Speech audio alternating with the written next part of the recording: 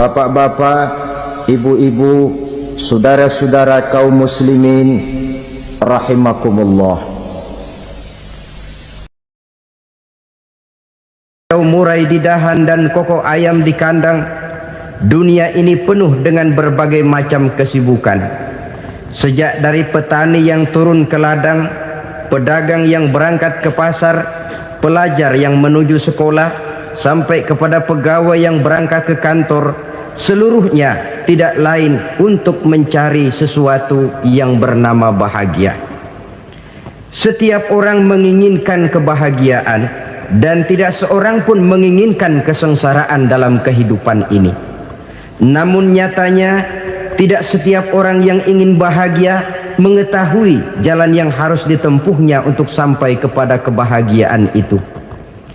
Maka pada kesempatan pertemuan kali ini, saya ingin menyampaikan sebuah hadis dari junjungan kita baginda Nabi besar Muhammad sallallahu alaihi wasallam yang termuat dalam kitab Mukhtarul Ahadits An-Nabawiyah, di mana beliau bersabda, arba'un min sa'adatil mar'i. Ada 4 perkara yang merupakan tanda dari orang bahagia. Saya mau tanya, di antara saudara-saudara yang hadir di sini, apa ada yang kepengen jadi orang sengsara? Ya. Seluruhnya tentu ingin mendapatkan kebahagiaan. Maka menurut resep dari Nabi kita, tanda orang bahagia itu 4. Jadi kalau saudara ingin bahagia, harus mempunyai 4 perkara ini. Yang pertama, orang bahagia itu kata Nabi, darun wasi'un, punya rumah biar bagus asal gede. Enak ngaturnya, daripada sudah punya rumah kecil adanya di pinggir kali, gubuk, kalau hujan bocor miring lagi, kiamat. Loh, kalau gitu Islam materialis dong. Hadis ini boleh diartikan dengan makna hakiki, arti yang sebenarnya, boleh diartikan dengan makna majazi, arti kiasan. Kalau dia diartikan dengan arti kias, maka yang dimaksud darun wasi'un ay qalbun wasi'un, rumah yang luas tidak lain daripada hati yang lapang. Karena di situ kunci kebahagiaan yang sebenarnya. Walaupun kita cuma tinggal di petak berukuran 2 kali 3 meter, kalau hati kita luas rasanya rumah itu. Tapi biar rumah kita halamannya saja puluhan ribu hektar, ada kolam renangnya, kamar tidurnya tidak lagi terhitung, kalau hati yang menempati rumah itu sempit, maka akan terasa sempit jugalah rumah itu. Tempat bergantungnya tidak lain adalah hati. Marilah kita mencoba melihat berbagai pandangan orang tentang bahagia ini. Ada orang menyangka bahwa bahagia itu kalau dia mendapatkan harta yang sebanyak-banyaknya. Siapa yang banyak harta, dialah raja. Apa yang dia mau seluruhnya bisa dibeli. Keamanannya dia bisa menyewa petugas. Seluruh fasilitas untuk menyenangkan kehidupannya bisa dibeli. Pendeknya, hartalah segala-galanya dalam kehidupan. Sampai ada pepatah mengatakan, innad darahima fil amakini kulliha taksur rijala mahabatan wa jalala. Sesungguhnya harta, dinar, dirham, uang di mana-mana selalu bikin hebat orang yang memilikinya. Coba lihat, orang yang punya duit sama yang enggak punya duit, jangan gaya hidupnya, gaya jalannya aja lain. Wahia lisanun liman arada fasahatan, wahia silahun liman arada qitala. Uang adalah senjata yang paling ampuh bagi orang yang mau pergi perang, dan lidah yang paling fasih bagi orang yang mau bicara. Kalau bicara dengan lidah macet, cobalah bicara dengan harta, lancar. Sampai ada pepatah demikian, segalanya bisa diatur dengan harta. Maka di kalangan orang yang berpandangan semacam itu, seluruh kegiatan hidupnya hanya terfokus kepada bagaimana mengumpulkan harta yang sebanyak-banyaknya. Tidak peduli halal haram, tidak kenal sore pagi siang dan malam, tidak sempat sujud, jauh dari agama, jauh dari kehidupan yang bersifat ruhaniyah, jauh dari Allah dan sebagainya. Sampai dalam Al-Quran dikelompokkan dalam kelompok yang dinamakan lumazah.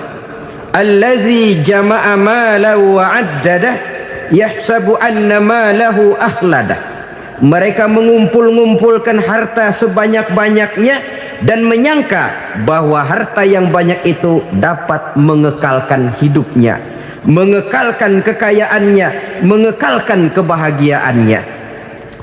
Saudara hadirin yang berbahagia, kalau pandangan hidup ini benar, artinya kalau harta memang merupakan satu-satunya hal yang dapat membuat orang bahagia, tentu di rumah mewah tidak akan pernah ada tangis derita. Tentu di satu tempat di mana fasilitas hidup serba menunjang tidak ada yang namanya penderitaan.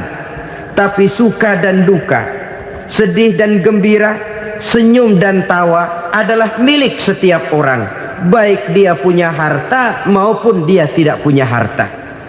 Nyatalah bahwa harta semata-mata bukan merupakan jaminan bahwa orang akan bahagia, walaupun tanpa harta orang sulit untuk bahagia. Saya mau cerita, ada orang super kaya namanya Aristotle Onesimus, raja tanker Yunani. Dia punya kapal tanker saja konon sampai 11 banyaknya. Punya perusahaan penerbangan yang disebut Olympic Airlines. Punya hotel di berbagai kota besar di dunia ini, sejak dari New York, London, Paris, Rome dan sebagainya. Bahkan punya pulau yang dia namakan Pulau Scorpio. Ini kan namanya sudah kaya nggak tanggung-tanggung, punya pulau. Nah, dia punya 2 orang anak, yang satu laki-laki namanya Alexander, yang satu perempuan namanya Maria Onesimus.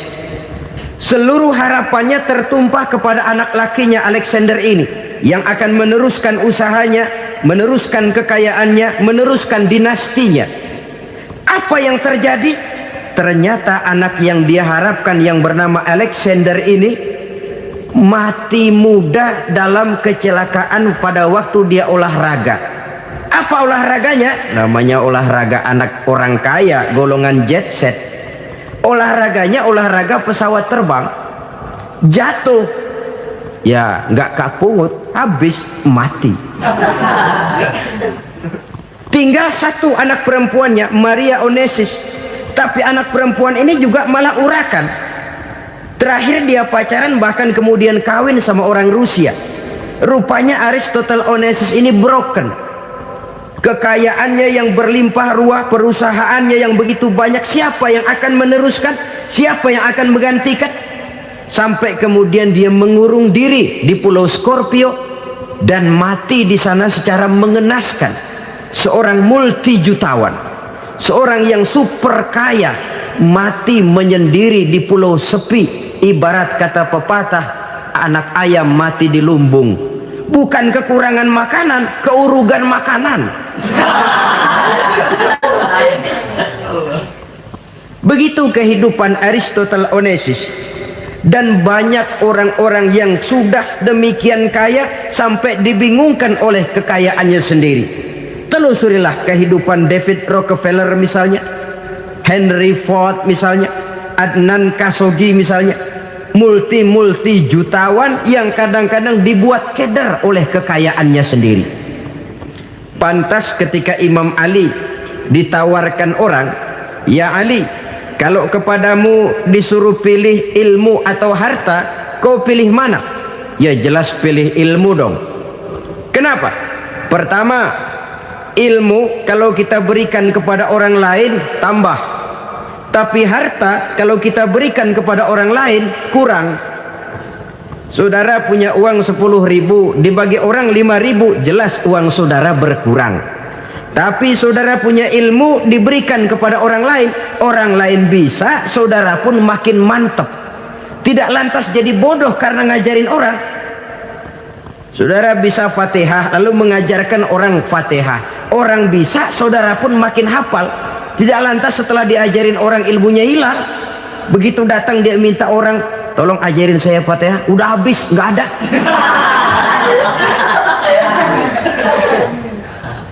Yang kedua kata Imam Ali, ilmu menjaga kita.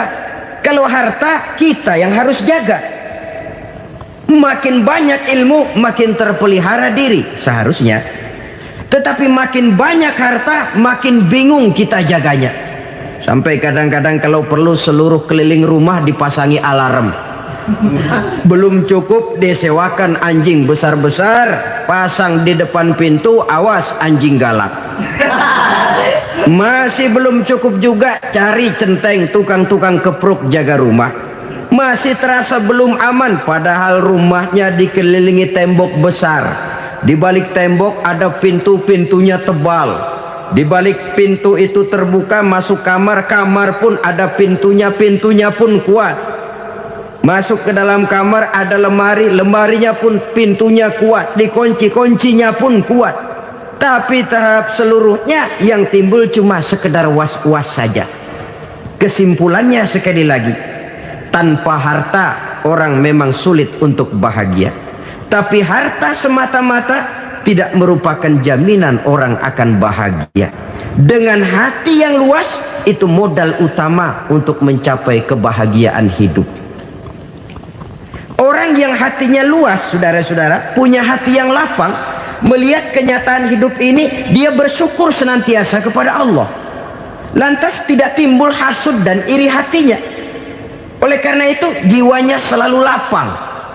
Kalau tidak, cupik hati namanya, dangkal pandangan, tidak senang melihat orang lain dapat nikmat, dan itu sering dijadikan contoh. Kalau orang yang lapang dada, dia lihat tetangganya beli TV baru, dia berkata, alhamdulillah ya, tetangga kita beli TV, mudah-mudahan kita bisa ikut nonton. Lapang dadanya. Tapi orang yang sempit hati, lihat tetangga beli televisi, meriang. Enggak diapa-apain, meriang. Besoknya dengar tetangga beli motor, makin sakit, ke rumah sakit. Lalu di rumah sakit dengar tetangganya beli mobil, mati. Disiksa oleh perasaannya sendiri. Orang kalau hati sudah sempit dalam hidup, kemanapun dia pergi, sempit rasanya medan kehidupannya. Kemudian kita melihat juga ada orang yang menilai bahwa bahagia itu katanya kalau punya kedudukan yang tinggi, pangkat yang agung, wibawa yang besar. Mungkin betul, tapi mungkin juga tidak. Bergantung kepada hati orang yang punya pangkat itu. Sama dengan harta tadi. Harta akan membawa bahagia kalau dia jatuh ke tangan orang yang berhati lapang. Tapi harta akan jadi bencana kalau jatuh ke tangan hati orang yang sempit. Pangkat akan membawa bahaya kalau jatuh di tangan hati orang yang sempit. Lebih dari itu, kenyataan mengajarkan kepada kita bahwa ternyata pangkat dan jabatan tidak selamanya memberikan kebahagiaan dalam kehidupan. Bahkan resikonya kelewat besar. Beberapa bukti kita bisa ambil dari para pemimpin dunia yang menjadi korban lantaran pangkat dan jabatan yang disandangnya. Saudara ingat Presiden Abraham Lincoln dan John Kennedy dari Amerika? Dibunuh orang. Park Chung-hee dari Korea Selatan, Ziaur Rahman dari Bangladesh, Anwar Sadat dari Mesir, terakhir Indira Gandhi dari India, menjadi korban dari pangkat dan jabatan yang disandangnya dari orang-orang yang tidak senang dia memegang jabatan itu.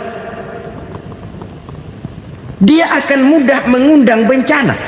Sehingga pantas kalau seorang presiden terkemuka Amerika, Harry Truman namanya, dia mengatakan jabatan presiden itu, kata dia, seperti orang nunggang macan, naik macan. harus kita taiki, kalau enggak dia bakal nerekam kita, ngeri katanya. Adapun orang yang hatinya lapang, kalau dia menerima pangkat dan jabatan, dianggapnya itu satu kesempatan untuk berbuat baik. Tapi orang yang berhati sempit, menerima pangkat dan jabatan, bukan kadang-kadang menerima, malah berusaha setengah mati mencapai dengan segala cara. Kalau perlu jilat atas, jilat atas. Jadi golongan sumuhun dawuh. Jadi kelompok kulon nuwun, yes sir, yang kerjanya cuma oke bos. Kalau perlu jilat atas, jilat atas. Kalau perlu injak yang bawah, injak yang bawah. Perlu sikut kiri kanan, sikut kiri kanan. Yang penting pangkat dapat, jabatan dapat. Orang yang semacam ini, kalau sudah mempunyai pangkat dan jabatan, biasanya dia tidak menganggap itu sebagai amanah, tidak menganggap sebagai kesempatan berbuat baik, tapi malah kesempatan untuk memperturutkan hawa nafsunya yang dilatar belakangi oleh kesempitan hatinya tadi. Apalagi kalau orang memperoleh pangkat karena banyak mengeluarkan uang, seakan-akan pangkat dan jabatan itu sekarang macam proyek pakai tender. Siapa yang berani bayar segini naik, nggak berani minggir. Padahal logikanya, kalau orang mencapai satu jabatan karena banyak mengeluarkan uang, hampir bisa dipastikan bahwa setelah jabatan itu dia pegang, langkah pertama yang akan dilakukannya ialah berusaha bagaimana uang yang dia keluarkan supaya kembali.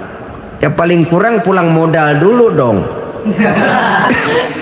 Soal mikirin rakyat soal nanti, tapi ini modal harus pulang. Itu celakanya kalau orang memperoleh pangkat dan jabatan cuma karena banyak mengeluarkan uang. Jarang orang yang mempunyai keyakinan dan pandangan bahwa pangkat dan jabatan merupakan amanah. Jadi sekali lagi, pangkat dan jabatan mungkin saja membawa kebahagiaan kalau jatuh ke tangan orang yang berhati lapang. Tapi bisa jadi bencana kalau dia jatuh ke tangan orang yang mempunyai hati yang sempit. Dan lagi-lagi stresnya hati yang lapang. Lalu sebagian orang, saudara, ada yang berpandangan katanya bahagia itu kalau jadi orang terkenal, mempunyai popularitas, menjadi idola di kalangan remaja, di kalangan orang tua, di segala lapisan masyarakat. Padahal makin populer orang makin terikat dia. Ya kalau macam kita ini kan nggak punya nama, nggak populer, tengah malam buta mau nongkrong di warung Tegal aman. Tapi pangkat, jabatan, kedudukan, popularitas menyebabkan kita diikat dengan berbagai macam peraturan. Cuma mandi sama ke WC saja yang nggak dikawal.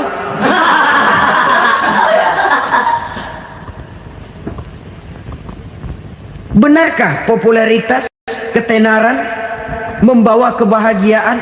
Mungkin ya, tapi mungkin juga tidak. Kenapa?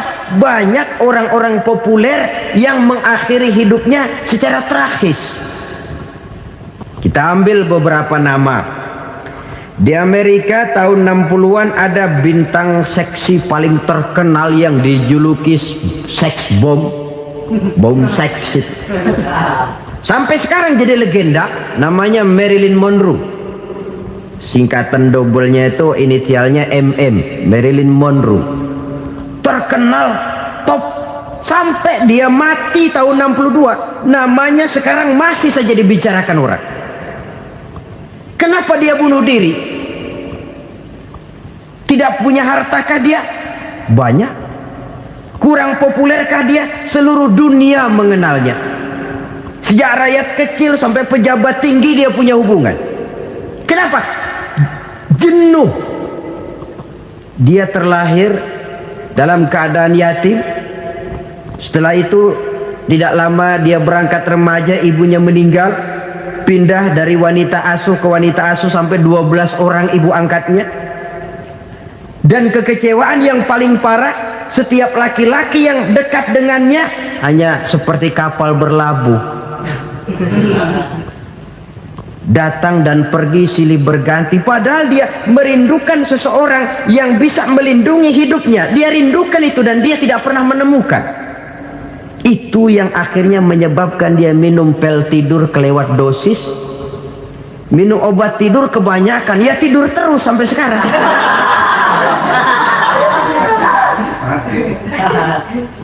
Dia mengakui, saya telah memiliki ketenaran, tapi saya tidak pernah hidup dalam ketenaran itu. Saya pandai main sandiwara, tapi saya ingin hidup dalam alam yang real sebagaimana umumnya orang. Itu yang dia rindukan. Menyusul jejak yang namanya Marilyn Monroe ini, Billie Holiday, saudara kenal tentu, di rumah sakit dirawat. Dia juga minum obat overdosis, mati lagi. Jimi Hendrix minum obat tidur overdosis kelewat batas, mati lagi. Lalu yang menghanyutkan diri di danau, Janis Joplin dan Brian Jones. Ini orang-orang populer, orang-orang terkemuka yang mengakhiri hidup secara tragis, bukan karena tidak terkenal, mungkin karena sudah saking terkenalnya. Contoh paling belakangan, Bruce Lee.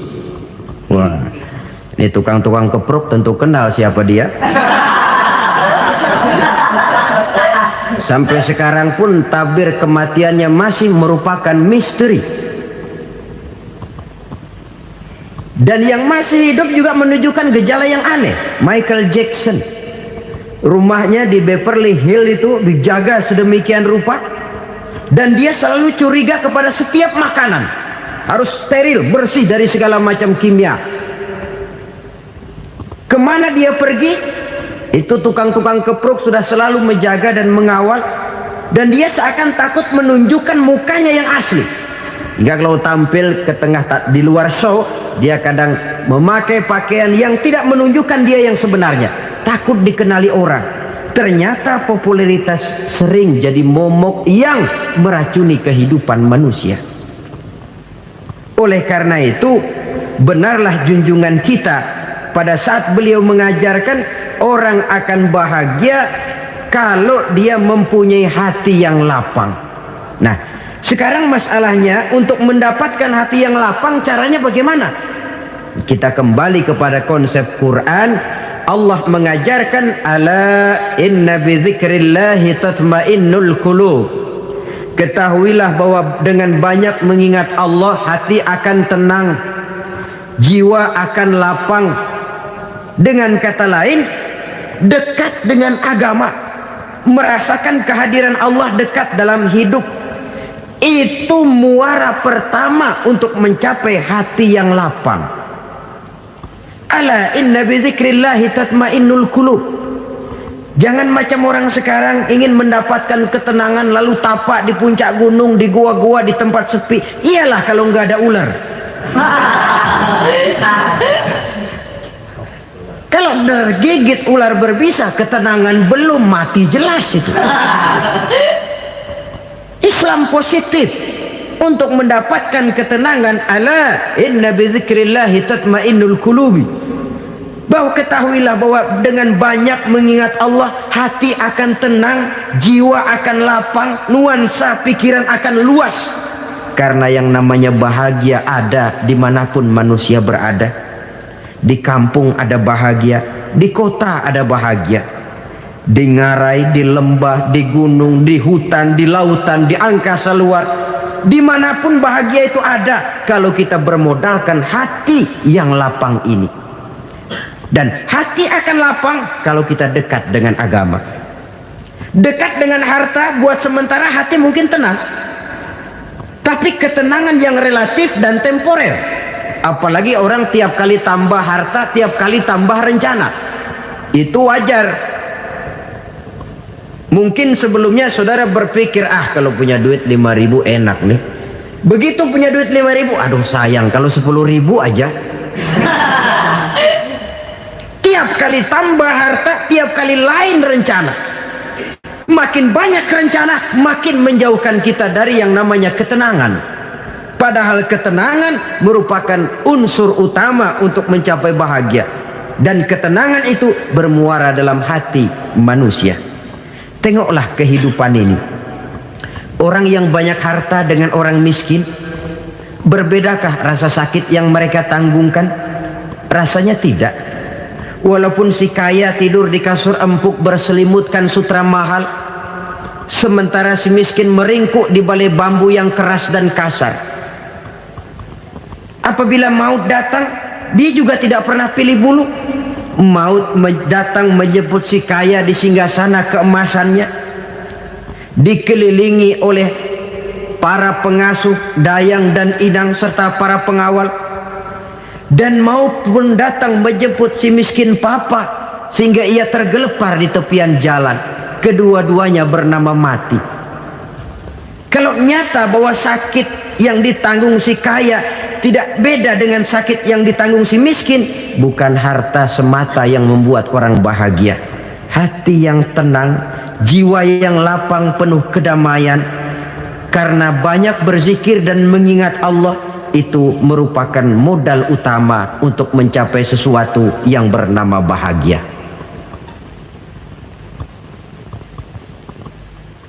Saudara hadirin yang saya hormati, inilah yang pertama dari 4 ciri yang digambarkan oleh Nabi tentang tanda-tanda orang bahagia. Dan harus berangkat dari yang pertama ini, hati yang lapang. Ini yang harus kita miliki lebih dahulu.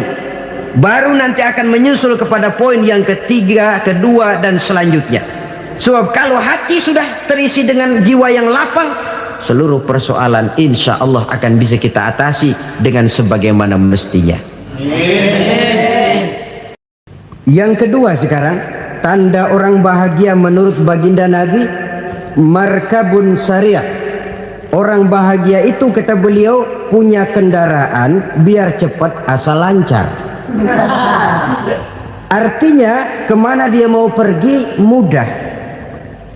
Apa maksud hadis ini? Kalau kita kaji lebih dalam, kendaraan itu kan alat transportasi. Transportasi tidak lain adalah usaha memudahkan komunikasi.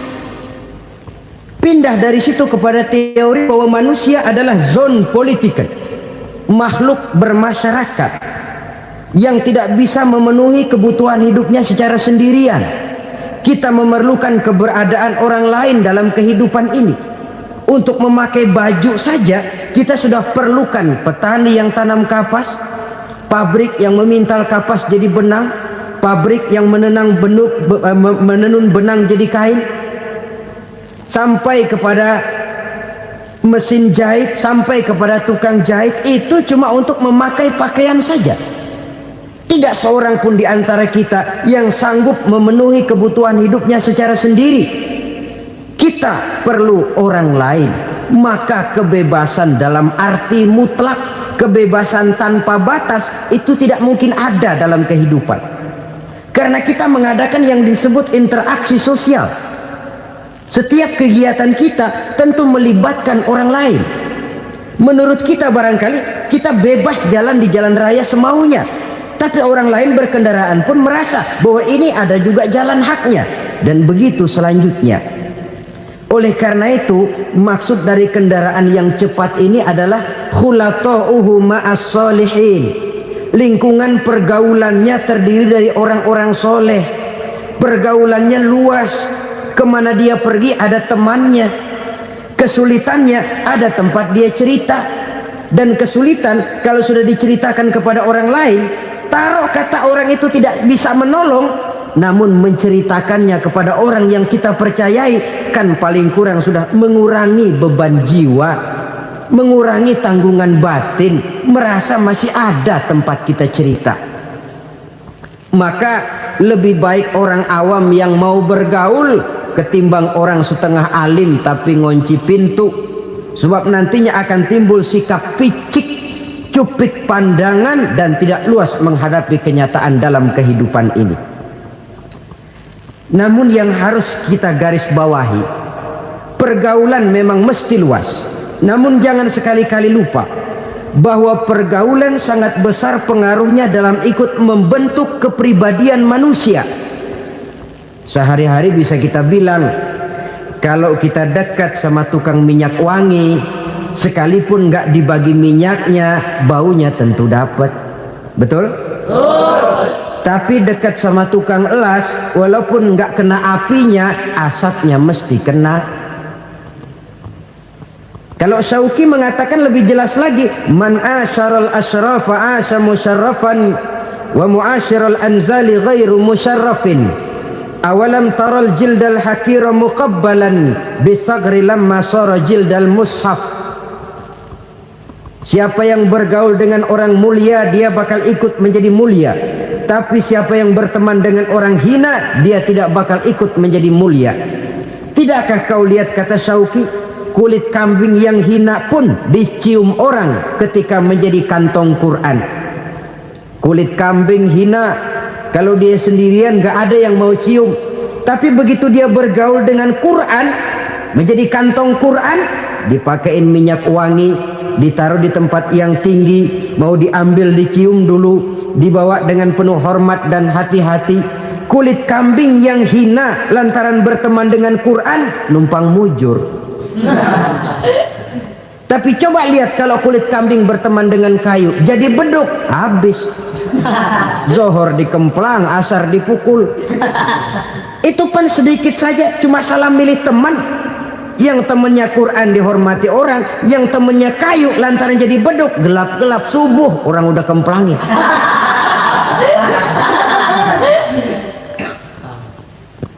Maka terutama kepada adik-adik remaja yang masih mencari identitas diri, yang ibarat kaset masih kaset kosong, mudah diisi oleh apapun, pandai-pandailah memilih teman dalam bergaul. Karena banyak orang yang tadinya baik-baik, ketika terseret dalam pergaulan dengan orang yang tidak baik, kebaikannya menjadi lentur dan luntur. Tapi berapa banyak bajingan-bajingan tengik, orang-orang yang berlumur noda dan dosa, tiap hari melakukan maksiat, namun bergaul dengan orang yang baik-baik, pada akhirnya sedikit demi sedikit beringsut dan berangsur dia terbiasa mengikuti kebaikan-kebaikan. Saya tekankan ini kepada remaja karena mereka masih mencari identitas diri. Apa yang mereka lihat mereka mau, apa yang mereka dengar mereka ingin tahu. Coba lihat kehidupan remaja. Pulang nonton film Rambo, pengen jadi Rambo, gagah, maunya belekai melulu. Pulang nonton film Superman, pengen bisa terbang. Pulang nonton India, nyanyi melulu. Wajar, mereka masih mencari identitas diri. Saya ini sebenarnya siapa? Lingkungan, pergaulan akan membentuk itu. Karena itu pandai-pandailah bergaul, karena ia sangat besar pengaruhnya dalam ikut membentuk kepribadian manusia. Apalagi sifat yang jelek lebih cepat menularnya ketimbang sifat yang baik. Sifat yang baik, watak yang soleh itu lambat sekali untuk menular. Tapi yang tidak baik, kan prosesnya mah kalau remaja biasanya mula-mula dengar. Karena dengar lalu pengen tahu. Karena pengen tahu lalu ngeliatin. Begitu ngeliatin kan pengen nyobain. Setelah nyobain ketagihan. Nah, ini prosesnya. Yang namanya ganja, morfin, narkotik awalnya kan begitu. Mula-mula dengar katanya kalau sudah fly to the sky, sudah melayang ke langit katanya, disitulah puncak kebahagiaan. Mulanya cuma dengar.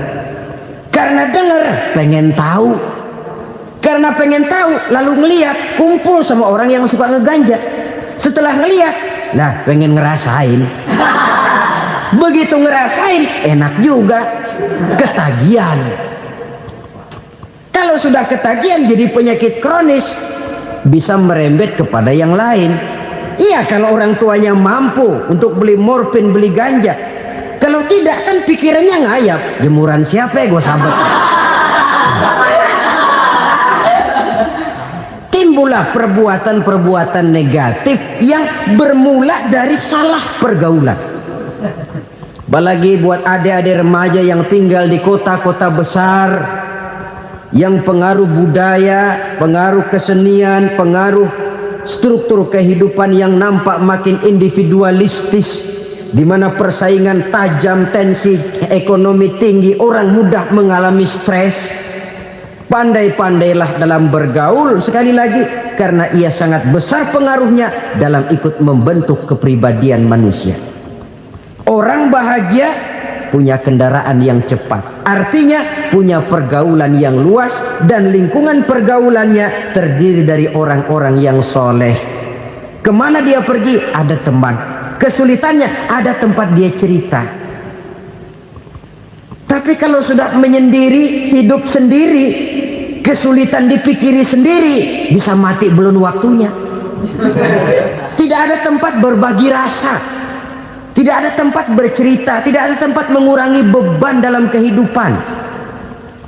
Pantas betul kalau Islam sangat menggalakkan dan menganjurkan orang kalau sudah sampai waktunya itu untuk melangsungkan nikah. Kata Nabi, ya ma'syaras syabab man istata'a minkumul ba'at falyatazawwaj. Hai para pemuda, kalau sudah mampu memberi nafkah, kawinlah, nikahlah kamu. Kenapa? Sudah ada teman hidup, tempat berbagi rasa. Kesulitan kalau ada tempat cerita akan lebih ringan ketimbang kita telan sendiri, walaupun bobot kesulitannya sama beratnya. Saudara-saudara kaum muslimin rahimakumullah, inilah ciri yang kedua, punya kendaraan biar cepat asal lancar. Kemana kita mau pergi gampang. Dengan kata lain, setelah hati yang luas, pergaulan yang luas. Dua. Yang ketiga sekarang, tanda orang bahagia itu menurut Nabi, misbahun mudhi'un, punya lampu yang terang. Oh, itu enggak problem. Sekarang sudah zamannya listrik masuk desa, Pak. Lampu sudah terang semua. Betul, kalau itu yang dimaksud. Tapi tidak cuma itu. Karena lampu yang dimaksud di sini, lampu yang akan menerangi seluruh perjalanan hidup. Dan perjalanan hidup itu sudah dimulai sejak kita terlahir ke alam ini sampai masuk ke alam barzah, kumpul di padang mahsyar sampai ke akhirat. Lampu yang menerangi itu yang diperlukan. Kalau lampu, katakanlah yang paling top sekarang kan lampu jenis Mercury. Taruhlah itu di rumah kita, dia cuma menerangi rumah kita, menerangi hati pun tidak sanggup. Bila kita masuk ke alam barzah, alam kubur, sanggupkah si Mercury yang begitu terang menerangi alam barzah kita? Tidak sanggup lagi. Sanggupkah lampu yang ratusan watt, bahkan puluhan ribu watt menerangi kehidupan di padang mahsyar? Tidak akan sanggup lagi. Kalau demikian, yang dimaksud lampu yang terang di sini apa? Tidak lain amal soleh, kebajikan yang kita lakukan dalam hidup. Itu yang akan jadi lampu penerang. Di dunia nama kita akan terang, jasad kita boleh hancur terkubur tanah, tapi nama kita akan dikenang orang. Begitulah kalau orang meninggalkan kebajikan dalam hidup seperti sekarang. Ribuan orang tiap saat berziarah ke kubur Imam Syafi'i, ke kubur Imam Malik, ke kubur Imam Ghazali, ke kubur orang yang baik-baik, orang yang soleh-soleh. Kebajikannya yang ditinggalkan, yang mengukir namanya dengan tinta emas, sehingga saudara sudah terbaring di alam kubur. Orang lewat, Allah, ini kuburannya Fulan bin Fulan, dulu ini kebaikannya Masya Allah, saya ikut merasakan. Mari kita mampir sebentar, kita Fatihah, mohon disampaikan Allah pahalanya kepada almarhum. Al-Fatihah. Itu kalau orang baik-baik. Lalu saudara tanya, Pak, orang mati dikirimin Fatihah apa nyampe pahalanya? Saya jawab, kalau saudara nggak percaya, mati dulu dah. Nanti saya Fatihain, tungguin di sana, umpama nggak sampai balik lagi kemari. Sekarang ini kan maunya otak-otakan saja, kalau nggak masuk otak nggak percaya. Padahal alam gaib itu nggak bisa diotak-otakin. Sama saja dengan saudara pernah dengar cerita kapal tanpa emas tenggelam kan? Pernah nggak? Di mana? di laut Masalembo. Begitu ketampung Mas tenggelam, ratusan penumpang itu terjun ke laut, dipermainkan gelombang, berjuang menghadapi maut itu. Orang lagi timbul tenggelam di lautan, dihantam ombak, kita tengokin pakai helikopter. Pak, lagi timbul tenggelam ya? Iya, tolongin. Jangan khawatir Pak, nih saya kirim intan Pak, harganya 10 juta. Kira-kira orang yang timbul tenggelam di laut seneng nggak? Tidak. Kan mahal toh intan 10 juta. Kenapa dia nggak senang? Karena intan 10 juta dalam kondisi seperti itu tidak sanggup menyelamatkan dia. Dia akan girang kalau dikirimin ban mobil bekas, dikirimin papan terentang atau bambu. Intan yang 10 juta dia nggak girang, ban mobil bekas yang 1000 perak tuh pegang, itu yang dia girang betul. Inilah sebabnya Nabi berkata, mal mayyitu fi qabrihi illa kal ghariqil mutaghawwis. Orang yang meninggal di alam kuburnya seperti orang timbul tenggelam di lautan. Yantaziru da'watan min ahli, menunggu doa dari keluarganya yang masih hidup. Duh, bapak saya sudah meninggal, saya sayang benar sama dia. Kirimin kulkas ke kuburannya Itu sama saja dengan tadi orang tenggelam di lautan dikirimi intan yang harganya 10 juta, ndak sampai. Begitulah kalau kebajikan yang kita tinggalkan dalam hidup, sudah mati pun kubur kita masih diziarahi orang. Tapi kalau jahat yang kita tinggalkan, boro-boro lah orang mau doa lewat dekat kuburan kita juga serem. Tuh bajingan no, dulu mati dipendem di situ tuh. Jangan lewat situ, ntar kesurupan, jangan. Lewat saja orang ngeri. Konon lagi membacakan Fatihah dan mengirimkan doa. Hidup pada hakikatnya adalah kesempatan untuk berbuat baik. Maka sekali kesempatan itu diberikan, manfaatkan dengan sebaiknya. Sebab kesempatan kedua tidak akan pernah ada. Kesempatan berbuat baik di sini, di akhirat sudah pembalasan namanya. Sekali kesempatan itu dicabut, dia tidak akan pernah dikembalikan lagi. Kata Iqbal, hidup tidak mundur ke belakang, Bung. Berhenti diinjak orang, mundur hancur. Tidak ada kata mundur dalam hidup ini. Berhenti diinjak orang, mundur kecebur. Tidak ada kata lain, harus maju dalam kehidupan dalam artian yang positif. Hidup adalah kesempatan untuk mengumpulkan kebajikan yang sebanyak-banyaknya. Di situ nilai daripada manusia. Sekarang ini memang nggak kelihatan kok, orang yang banyak pahala sama yang banyak dosa nggak kelihatan kok. Barangkali kalau habis bikin dosa palanya pada benjol, mungkin orang takut sama dosa. Tapi sekarang sama saja, orang yang banyak dosa dengan yang nggak banyak dosa jalan bareng dari belakang, sama, nggak kelihatan beda.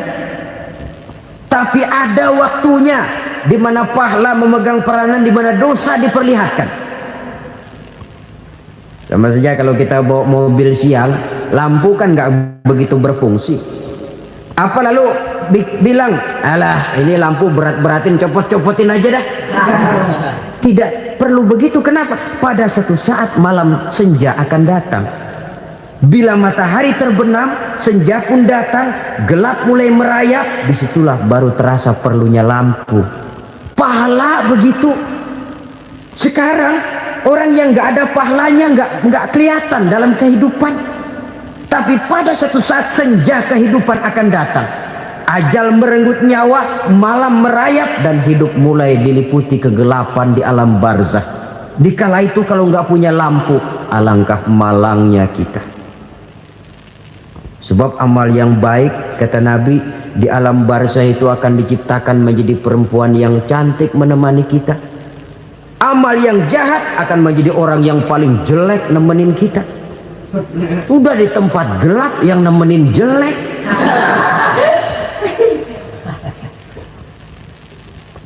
Kaum muslimin rahimakumullah. Kalau demikian masalahnya, tergantunglah kita pandai memanfaatkan waktu. Al-waktu kasayf, waktu itu cepat sekali. Yang namanya waktu itu tahu-tahu. Tahu-tahu udah tahun 87. Tahu-tahu udah begitu. Tahu-tahu yang kemarin anak-anak. Sekarang udah pada punya anak. Tahu-tahu saja itu. Begitu cepat waktu berlalu. Kalau tidaklah pandai kita memanfaatkannya, akan rugi kita. Nabi bersabda, "Man kana yaumuhu khairun min amsihi fahuwa rabih." Barang siapa yang hari ini lebih baik daripada hari kemarin, itu orang untung. Hari ini lebih baik daripada kemarin. Bulan ini lebih baik dari bulan kemarin. Tahun ini lebih baik dari tahun kemarin. Itu orang yang beruntung. Tahun kemarin sembayangnya maghrib doang, sekarang udah tambah isya.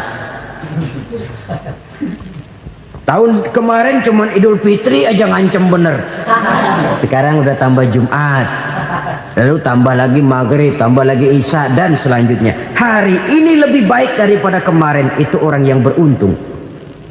Wa man kana yaumuhu mislu amsihi fahuwa khasir.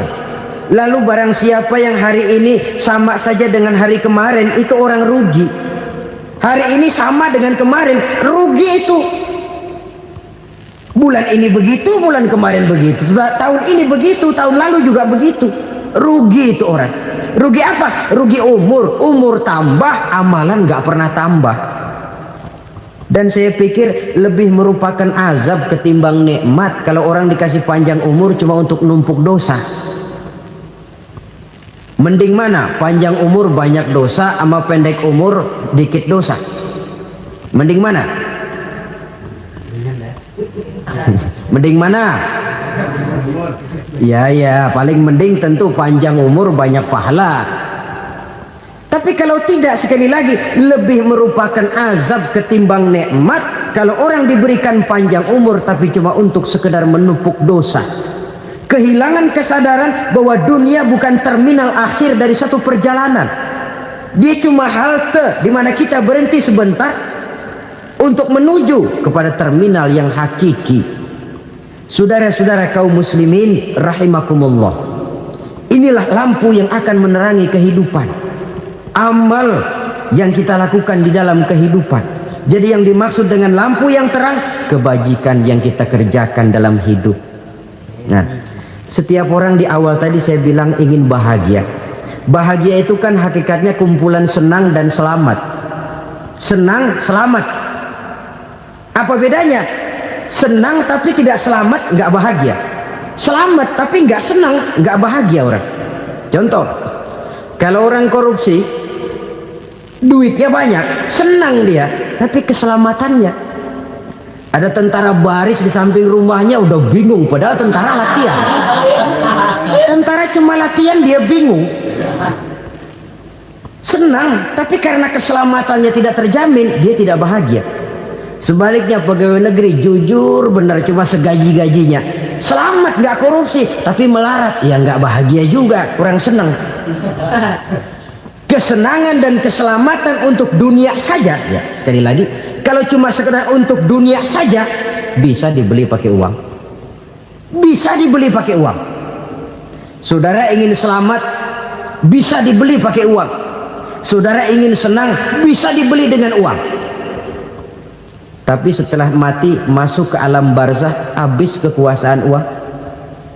Nggak bisa lagi beli keselamatan pakai uang, tidak mungkin lagi membeli kesenangan dengan uang. Di situ pahala yang megang peranan. Makin banyak pahala, makin banyak saham untuk membeli kesenangan dan keselamatan, untuk memperoleh yang namanya bahagia. Dan jangan lupa loh, di alam barzah kita nggak sebentar, menunggu datangnya kiamat. Loh iya, kalau kita begitu dikuburin terus kiamat datang, untung. Tapi kalau masih harus 1000, 2000, puluhan ribu tahun yang akan datang dalam satu penantian yang begitu lama tanpa saham untuk memperoleh kebahagiaan, satu kemalangan yang tidak ada pernah putus-putusnya. Janganlah tergelincir oleh kebahagiaan sebentar yang menipu dengan mengorbankan kebahagiaan hakiki yang berjangka panjang. Apa artinya senyum sejenak kalau harus ditebus dengan tangis seumur hidup? Biarlah kita minum jamu, pahit memang, getir memang, tapi kan besok badan sehat. Daripada sekarang minum sirup, manis memang, enak memang, tapi bibir pada jontor besoknya. Sirawan, batuk, nggak karu-karuan. Banyak orang tertipu oleh kesenangan yang sebentar, padahal laisa kullu ma yalma'u zahaban. Belum tentu semua yang berkilat itu emas, belum tentu semua yang gemerlap itu intan. Karena itu marilah manfaatkan kesempatan yang diberikan Allah ini untuk mengumpulkan kebajikan yang sebanyak-banyaknya. Yang terakhir sekarang, yang keempat, tanda orang bahagia kata Nabi. Zaujatun salihah. Orang bahagia itu tanda yang keempat kata Nabi, punya istri biar cakep asal taat. Sudah surga itu sudah. Cakep taat. Istri kayak gitu, kalau belum mati jangan dikuburin dulu itu. Sudah cakep taat lagi, tapi kadang-kadang enggak, udah jelek ngadat melulu. Apa yang mau dipilih? Sebab itu Quran mengatakan istri pakaian untuk suami, suami pakaian untuk istri. Kenapa suami istri diibaratkan pakaian? Alangkah tingginya gaya bahasa Quran ini. Suami istri teman hidup, hidup perjalanan panjang. Sejak kita dalam rahim sudah ada hidup kan di sini. Sampai ke alam dunia, masuk ke alam barzah, kumpul di padang mahsyar, sampai menuju akhirat, itu perjalanan hidup. Carilah istri atau suami teman hidup yang membawa manfaat tidak hanya kehidupan di dunia ini, sampai di alam barzah, sampai di padang mahsyar. Suaminya mungkin meninggal lebih dulu, atau istrinya mungkin meninggal lebih dulu, tapi suami atau istri yang masih hidup berbuat kebajikan. Suami saya meninggal, ada hartanya, saya sedekahkan, niat pahala untuk almarhum suami saya. Ini teman hidup, tidak dibatasi dan tidak bisa dipisahkan oleh maut sekalipun. Zohirnya mungkin pisah, badannya mungkin pisah, tapi hatinya, jiwanya, kebersamaannya dalam menghadapi kehidupan. Karena itu saudara-saudara, bahasa Quran indah. Suami istri diibaratkan seperti pakaian. Apa fungsi pakaian? Pertama, pakaian jadi kebanggaan. Artinya suami harus menjadi kebanggaan istri, istri harus jadi kebanggaan suami. Yang kedua, pakaian itu kan fungsinya menutup aurat. Artinya sesama suami istri harus saling menjaga kekurangan masing-masing. Jangan malah sesama suami istri saling membongkar rahasia dan aibnya sendiri-sendiri. Istrinya diceritain jeleknya di mana-mana, atau suaminya dibongkar rahasianya di pasar umum. Itu sudah tidak lagi berfungsi sebagai pakaian. Kenapa semua ini diperlukan? Karena kita menyadari bangsa yang baik terdiri dari masyarakat yang baik. Masyarakat yang baik merupakan susunan dari warga yang baik. Warga yang baik adalah terdiri dari rumah tangga yang baik. Dan rumah tangga yang baik merupakan susunan dari pribadi yang baik. Dari situ langkah dimulai. Membangun satu bangsa yang baik diawali dengan membangun rumah tangga yang baik, dengan menciptakan pribadi-pribadi yang baik. Sehingga dari sini diharapkan berkembanglah nilai-nilai kebaikan. Orang akan bahagia mempunyai istri yang soleh. Kenapa? Tidak ada seorang suami bisa sukses jadi apapun dia, apapun profesinya. Dokterkah, kiaikah, mubalikah, petanikah, pengusahakah, pejabat tinggikah, tidak ada seorang suami yang bisa sukses tanpa peran serta istrinya. Walaupun memang peranan itu tidak begitu kelihatan, tapi sangat menentukan. Karena itu, saudara hadirin yang saya hormati, Islam sangat menghargai kaum wanita, memberikan kedudukan yang tinggi sepanjang tidak mematikan kodrat kewanitaannya. Nah,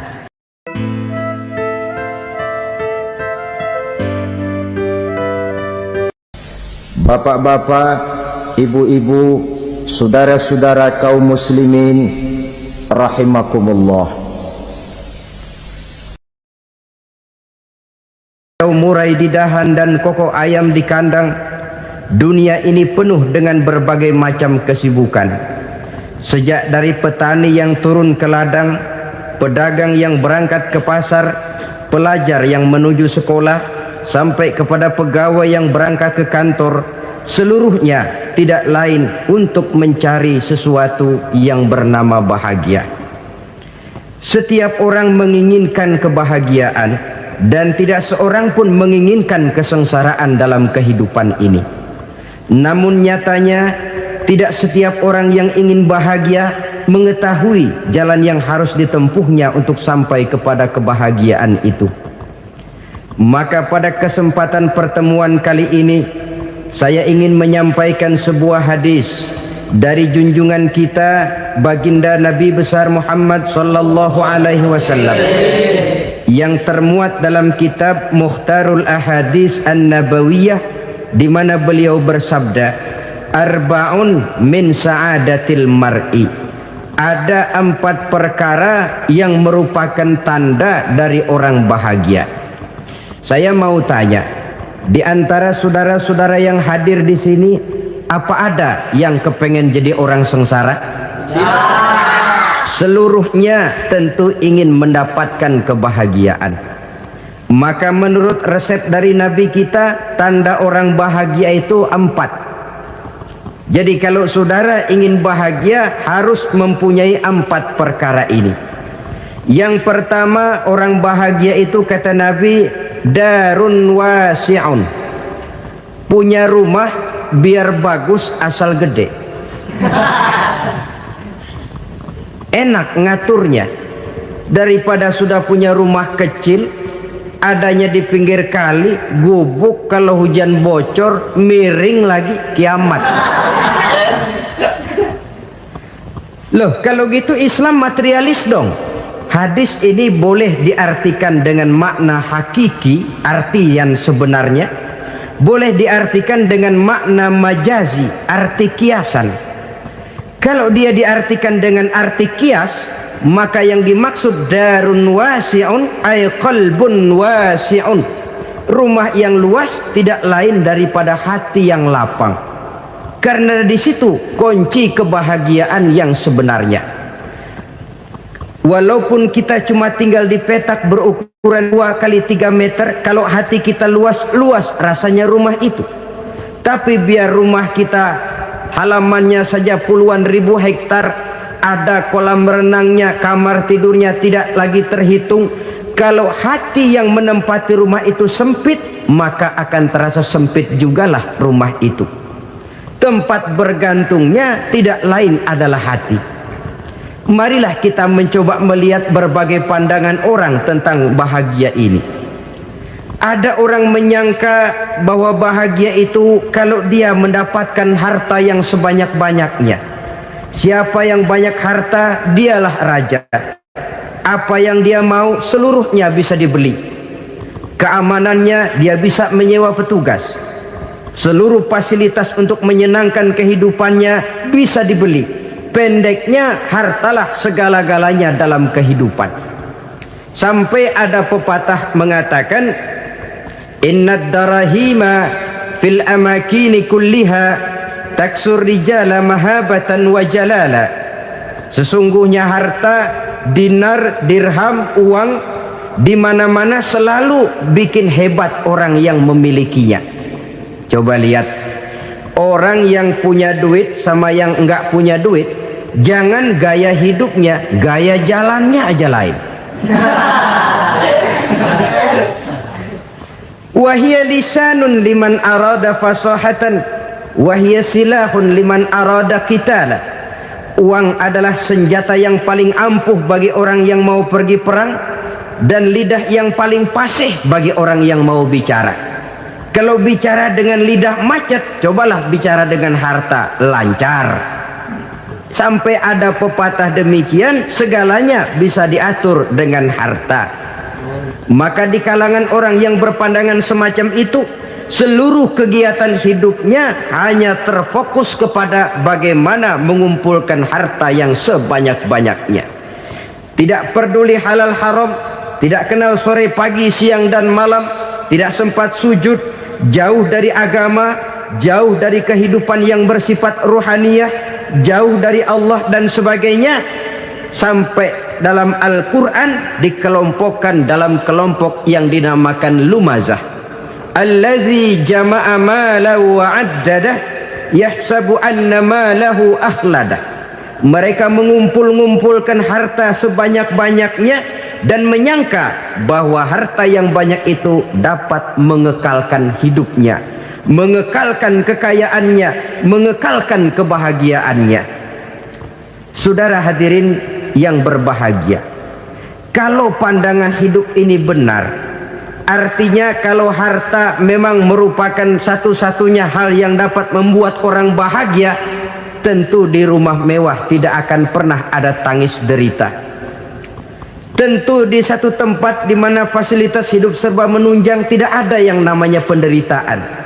Tapi suka dan duka, sedih dan gembira, senyum dan tawa adalah milik setiap orang, baik dia punya harta maupun dia tidak punya harta. Nyatalah bahwa harta semata-mata bukan merupakan jaminan bahwa orang akan bahagia, walaupun tanpa harta orang sulit untuk bahagia. Saya mau cerita, ada orang super kaya, namanya Aristotle Onesimus, raja tanker Yunani. Dia punya kapal tanker saja konon sampai 11 banyaknya. Punya perusahaan penerbangan yang disebut Olympic Airlines. Punya hotel di berbagai kota besar di dunia ini, sejak dari New York, London, Paris, Rome dan sebagainya. Bahkan punya pulau yang dia namakan Pulau Scorpio. Ini kan namanya sudah kaya nggak tanggung-tanggung, punya pulau. Nah, dia punya 2 orang anak, yang satu laki-laki namanya Alexander, yang satu perempuan namanya Maria Onesimus. Seluruh harapannya tertumpah kepada anak lakinya Alexander ini, yang akan meneruskan usahanya, meneruskan kekayaannya, meneruskan dinastinya. Apa yang terjadi? Ternyata anak yang dia harapkan yang bernama Alexander ini mati muda dalam kecelakaan pada waktu dia olahraga. Apa olahraganya? Namanya olahraga anak orang kaya, golongan jet set. Olahraganya olahraga pesawat terbang. Jatuh, ya nggak kapungut, habis mati. Tinggal satu anak perempuannya, Maria Onesimus. Tapi anak perempuan ini juga malah urakan. Terakhir dia pacaran, bahkan kemudian kawin sama orang Rusia. Rupanya Aristotle Onesimus ini broken. Kekayaannya yang berlimpah ruah, perusahaannya yang begitu banyak, siapa yang akan meneruskan? Siapa yang akan menggantikan? Sampai kemudian dia mengurung diri di Pulau Scorpio dan mati di sana secara mengenaskan. Seorang multi jutawan, seorang yang super kaya, mati menyendiri di pulau sepi. Ibarat kata pepatah, anak ayam mati di lumbung. Bukan kekurangan makanan, keurugan makanan. Begitu kehidupan Aristotle Onesimus. Dan banyak orang-orang yang sudah demikian kaya sampai dibingungkan oleh kekayaannya sendiri. Telusurilah kehidupan David Rockefeller misalnya, Henry Ford misalnya, Adnan Khashoggi misalnya. Multi jutawan yang kadang-kadang dibuat keder oleh kekayaannya sendiri. Pantas ketika Imam Ali ditawarkan orang, "Ya Ali, kalau kepadamu disuruh pilih ilmu atau harta, kau pilih mana?" Ya jelas pilih ilmu dong. Kenapa? Pertama, ilmu kalau kita berikan kepada orang lain tambah. Tapi harta kalau kita berikan kepada orang lain kurang. Saudara punya uang 10.000, dibagi orang 5.000, jelas uang saudara berkurang. Tapi saudara punya ilmu, diberikan kepada orang lain bisa, saudara pun makin mantap. Tidak lantas jadi bodoh karena ngajarin orang. Saudara bisa Fatihah lalu mengajarkan orang Fatihah, orang bisa, saudara pun makin hafal. Tidak lantas setelah diajarin orang ilmunya hilang. Begitu datang dia minta orang, tolong ajarin saya Fatihah, udah habis, nggak ada.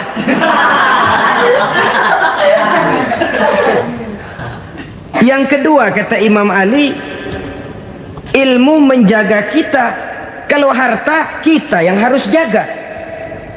Makin banyak ilmu makin terpelihara diri seharusnya. Tetapi makin banyak harta makin bingung kita jaganya. Sampai kadang-kadang kalau perlu seluruh keliling rumah dipasangi alarm.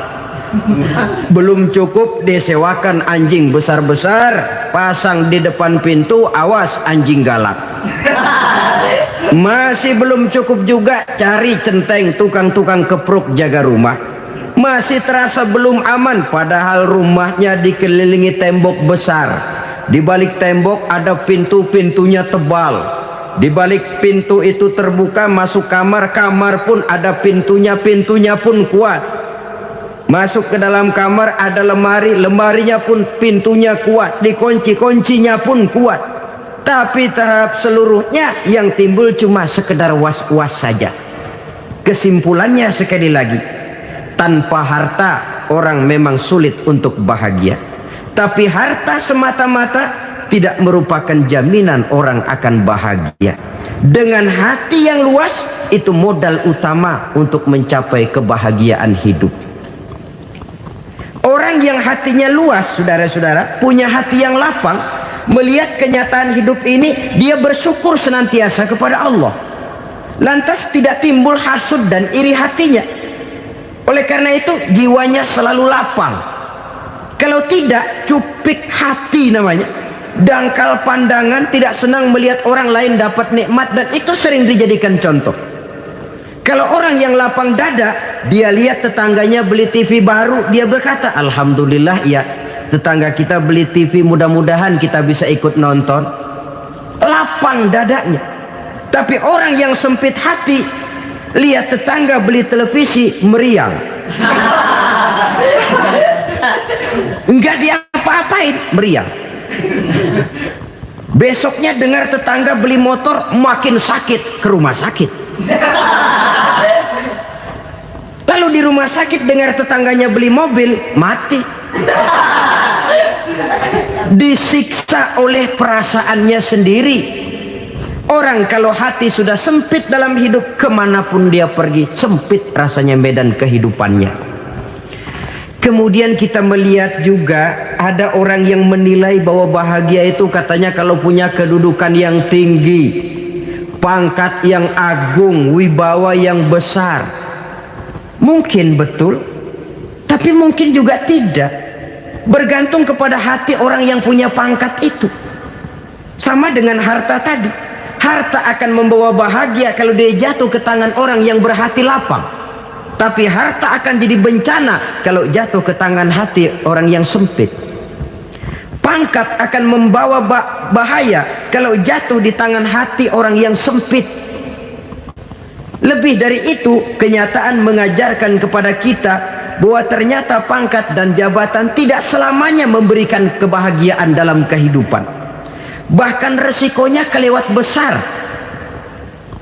Beberapa bukti kita bisa ambil dari para pemimpin dunia yang menjadi korban lantaran pangkat dan jabatan yang disandangnya. Saudara ingat Presiden Abraham Lincoln dan John Kennedy dari Amerika? Dibunuh orang. Park Chung-hee dari Korea Selatan, Ziaur Rahman dari Bangladesh, Anwar Sadat dari Mesir, terakhir Indira Gandhi dari India, menjadi korban dari pangkat dan jabatan yang disandangnya dari orang-orang yang tidak senang dia memegang jabatan itu. Dia akan mudah mengundang bencana. Sehingga pantas kalau seorang presiden terkemuka Amerika, Harry Truman namanya, dia mengatakan jabatan presiden itu, kata dia, seperti orang nunggang macan, naik macan. Harus kita taiki, kalau enggak dia bakal nerekam kita, ngeri katanya. Adapun orang yang hatinya lapang, Kalau dia menerima pangkat dan jabatan, dianggapnya itu satu kesempatan untuk berbuat baik. Tapi orang yang berhati sempit, menerima pangkat dan jabatan, bukan kadang-kadang menerima, malah berusaha setengah mati mencapai dengan segala cara. Kalau perlu jilat atas, jilat atas. Jadi golongan sumuhun dawuh. Jadi kelompok kulon nuwun, yes sir, yang kerjanya cuma oke bos. Kalau perlu jilat atas, jilat atas. Kalau perlu injak yang bawah, injak yang bawah. Perlu sikut kiri kanan, sikut kiri kanan. Yang penting pangkat dapat, jabatan dapat. Orang yang semacam ini, kalau sudah mempunyai pangkat dan jabatan, biasanya dia tidak menganggap itu sebagai amanah, tidak menganggap sebagai kesempatan berbuat baik, tapi malah kesempatan untuk memperturutkan hawa nafsunya yang dilatar belakangi oleh kesempitan hatinya tadi. Apalagi kalau orang memperoleh pangkat karena banyak mengeluarkan uang, seakan-akan pangkat dan jabatan itu sekarang macam proyek pakai tender. Siapa yang berani bayar segini naik, nggak berani minggir. Padahal logikanya, kalau orang mencapai satu jabatan karena banyak mengeluarkan uang, hampir bisa dipastikan bahwa setelah jabatan itu dia pegang, langkah pertama yang akan dilakukannya ialah berusaha bagaimana uang yang dia keluarkan supaya kembali. Ya paling kurang pulang modal dulu dong. Soal mikirin rakyat soal nanti, tapi ini modal harus pulang. Itu celakanya kalau orang memperoleh pangkat dan jabatan cuma karena banyak mengeluarkan uang. Jarang orang yang mempunyai keyakinan dan pandangan bahwa pangkat dan jabatan merupakan amanah. Jadi sekali lagi, pangkat dan jabatan mungkin saja membawa kebahagiaan kalau jatuh ke tangan orang yang berhati lapang. Tapi bisa jadi bencana kalau dia jatuh ke tangan orang yang mempunyai hati yang sempit. Dan lagi-lagi stresnya hati yang lapang. Lalu sebagian orang, saudara, ada yang berpandangan katanya bahagia itu kalau jadi orang terkenal, mempunyai popularitas, menjadi idola di kalangan remaja, di kalangan orang tua, di segala lapisan masyarakat. Padahal makin populer orang, makin terikat dia. Ya kalau macam kita ini kan nggak punya nama, nggak populer, tengah malam buta mau nongkrong di warung Tegal aman. Tapi pangkat, jabatan, kedudukan, popularitas menyebabkan kita diikat dengan berbagai macam peraturan. Cuma mandi sama ke WC saja yang nggak dikawal.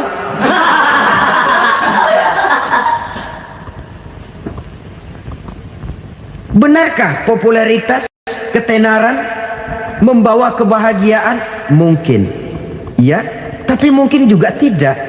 Kenapa? Banyak orang-orang populer yang mengakhiri hidupnya secara tragis. Kita ambil beberapa nama.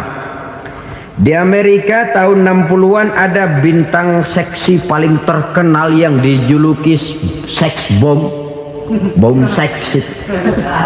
Sampai sekarang jadi legenda, namanya Marilyn Monroe. Singkatan dobelnya itu inisialnya MM, Marilyn Monroe. Terkenal top sampai dia mati tahun 62, namanya sekarang masih saja dibicarakan orang. Kenapa dia bunuh diri? Tidak punya hartakah dia? Banyak. Kurang populerkah dia? Seluruh dunia mengenalnya. Sejak rakyat kecil sampai pejabat tinggi dia punya hubungan. Kenapa? Jenuh. Dia terlahir dalam keadaan yatim. Setelah itu tidak lama dia berangkat remaja, ibunya meninggal, pindah dari wanita asuh ke wanita asuh sampai 12 orang ibu angkatnya. Dan kekecewaan yang paling parah, setiap laki-laki yang dekat dengannya hanya seperti kapal berlabuh. datang dan pergi silih berganti, padahal dia merindukan seseorang yang bisa melindungi hidupnya. Dia rindukan itu dan dia tidak pernah menemukan. Itu yang akhirnya menyebabkan dia minum pil tidur kelewat dosis, minum obat tidur kebanyakan, ya tidur terus sampai sekarang.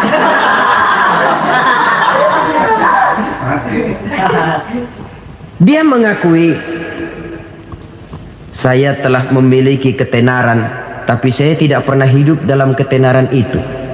Saya pandai main sandiwara, tapi saya ingin hidup dalam alam yang real sebagaimana umumnya orang. Itu yang dia rindukan. Menyusul jejak yang namanya Marilyn Monroe ini, Billie Holiday, saudara kenal tentu, di rumah sakit dirawat.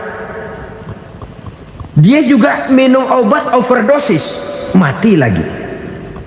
Jimi Hendrix minum obat tidur overdosis kelewat batas, mati lagi. Lalu yang menghanyutkan diri di danau, Janis Joplin dan Brian Jones. Ini orang-orang populer, orang-orang terkemuka yang mengakhiri hidup secara tragis, bukan karena tidak terkenal, mungkin karena sudah saking terkenalnya. Contoh paling belakangan, Bruce Lee. Wah, ini tukang-tukang keprok tentu kenal siapa dia. Sampai sekarang pun tabir kematiannya masih merupakan misteri. Dan yang masih hidup juga menunjukkan gejala yang aneh. Michael Jackson, rumahnya di Beverly Hills itu dijaga sedemikian rupa, dan dia selalu curiga kepada setiap makanan harus steril, bersih dari segala macam kimia. Kemana dia pergi, itu tukang-tukang keprok sudah selalu menjaga dan mengawal, dan dia seakan takut menunjukkan mukanya yang asli. Hingga kalau tampil ke tengah di luar show, dia kadang memakai pakaian yang tidak menunjukkan dia yang sebenarnya, takut dikenali orang. Ternyata popularitas sering jadi momok yang meracuni kehidupan manusia. Oleh karena itu, benarlah junjungan kita pada saat beliau mengajarkan orang akan bahagia kalau dia mempunyai hati yang lapang. Nah, sekarang masalahnya untuk mendapatkan hati yang lapang, caranya bagaimana? Kita kembali kepada konsep Quran. Allah mengajarkan, ala inna bi dzikrillahi tatmainnul qulub. Ketahuilah bahwa dengan banyak mengingat Allah, hati akan tenang, jiwa akan lapang. Dengan kata lain, dekat dengan agama, merasakan kehadiran Allah dekat dalam hidup, itu muara pertama untuk mencapai hati yang lapang. Ala inna bi dzikrillahi tatmainnul qulub. Jangan macam orang sekarang ingin mendapatkan ketenangan lalu tapak di puncak gunung, di gua-gua, di tempat sepi. Iyalah kalau nggak ada ular. Kalau tergigit ular berbisa, ketenangan belum, mati jelas itu. Islam positif untuk mendapatkan ketenangan. Ala inna bi dzikrillahi tatmainnul qulubi. Bahwa ketahuilah bahwa dengan banyak mengingat Allah, hati akan tenang, jiwa akan lapang, nuansa pikiran akan luas. Karena yang namanya bahagia ada dimanapun manusia berada. Di kampung ada bahagia, di kota ada bahagia, di ngarai, di lembah, di gunung, di hutan, di lautan, di angkasa luar, dimanapun bahagia itu ada kalau kita bermodalkan hati yang lapang ini. Dan hati akan lapang kalau kita dekat dengan agama. Dekat dengan harta buat sementara hati mungkin tenang, tapi ketenangan yang relatif dan temporer. Apalagi orang tiap kali tambah harta, tiap kali tambah rencana, itu wajar. Mungkin sebelumnya saudara berpikir, kalau punya duit 5.000 enak nih. Begitu punya duit 5.000, aduh sayang kalau 10.000 aja. Tiap kali tambah harta, tiap kali lain rencana. Makin banyak rencana, makin menjauhkan kita dari yang namanya ketenangan. Padahal ketenangan merupakan unsur utama untuk mencapai bahagia. dan ketenangan itu bermuara dalam hati manusia. Tengoklah kehidupan ini. Orang yang banyak harta dengan orang miskin, berbedakah rasa sakit yang mereka tanggungkan? Rasanya tidak. Walaupun si kaya tidur di kasur empuk berselimutkan sutra mahal, sementara si miskin meringkuk di balai bambu yang keras dan kasar. Apabila maut datang, dia juga tidak pernah pilih bulu.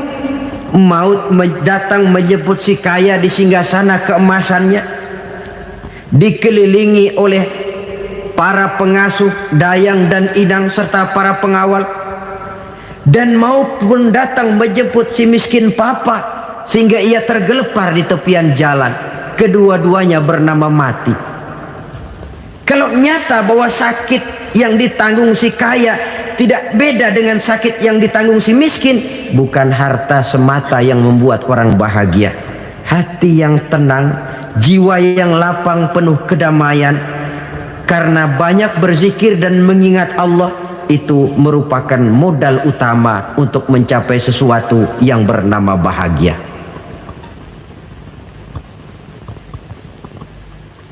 Saudara hadirin yang saya hormati, inilah yang pertama dari 4 ciri yang digambarkan oleh Nabi tentang tanda-tanda orang bahagia.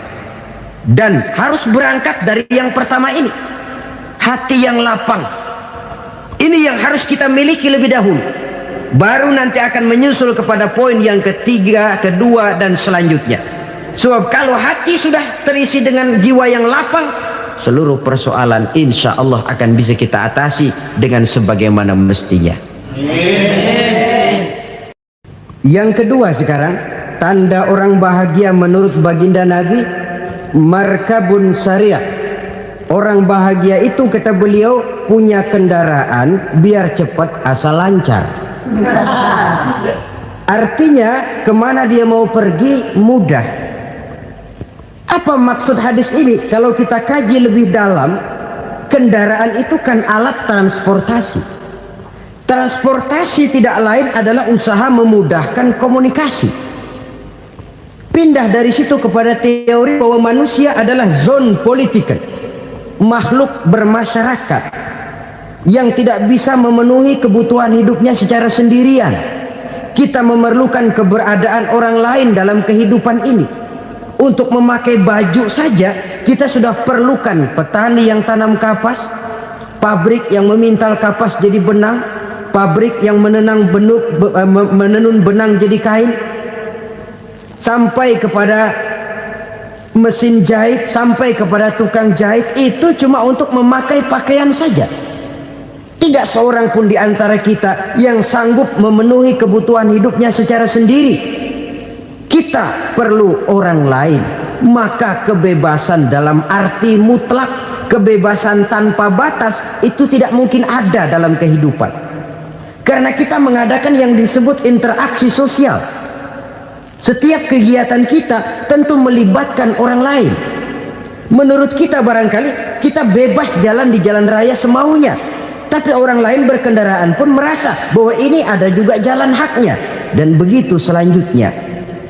Oleh karena itu, maksud dari kendaraan yang cepat ini adalah khulata'uhu ma'as solihin. Lingkungan pergaulannya terdiri dari orang-orang soleh. Pergaulannya luas. Kemana dia pergi ada temannya. Kesulitannya ada tempat dia cerita. Dan kesulitan kalau sudah diceritakan kepada orang lain, taruh kata orang itu tidak bisa menolong, namun menceritakannya kepada orang yang kita percayai, kan paling kurang sudah mengurangi beban jiwa, mengurangi tanggungan batin, merasa masih ada tempat kita cerita.